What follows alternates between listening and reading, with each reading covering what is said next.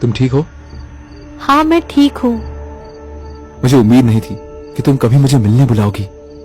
कैसे न बुलाती, बचपन से तुम्हें ही चाहती हूँ। अगर मेरे साथ वो हादसा नहीं हुआ होता तो आज तुम मेरे शौहर होते।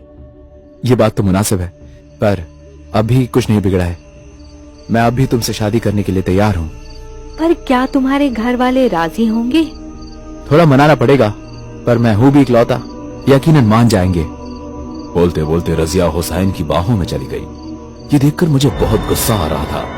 मैंने सोचा, क्या यह वही रजिया है जो मेरी दीवानी थी, और ये पल भर में ऐसे बर्ताव कर रही है जैसे सालों से हुसैन की माशूका है। मेरा गुस्सा बढ़ रहा था।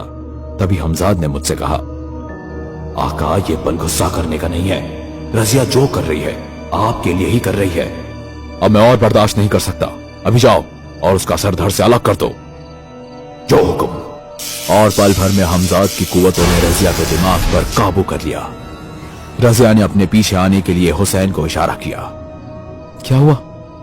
रजिया मुस्कुराते हुए एक पेड़ के पीछे जाकर रुक गई, और जैसे ही हुसैन उसके नजदीक आया, उसी पल रजिया ने उस पेड़ के पीछे से एक तलवार उठाई। ये क्या है? इससे पहले कि हुसैन वहां से भाग पाता, रजिया ने एक पेशेवर कातिल की तरह हुसैन का सिर धड़ से अलग कर दिया। रजिया उस वक्त रजिया नहीं थी, और फिर रजिया ने मेरा सिर जो दर्द पर रखा था वो उठाया और हुसैन के जिस्म से जोड़ दिया।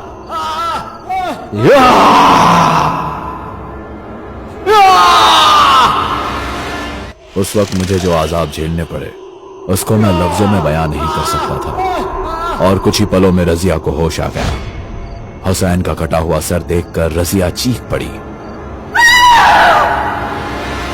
आका, हमें चलना होगा।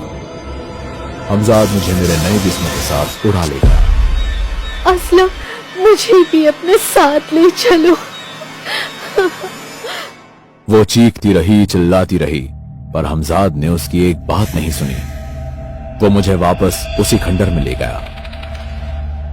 मैं दर्द से तड़प रहा हूं हमजाद।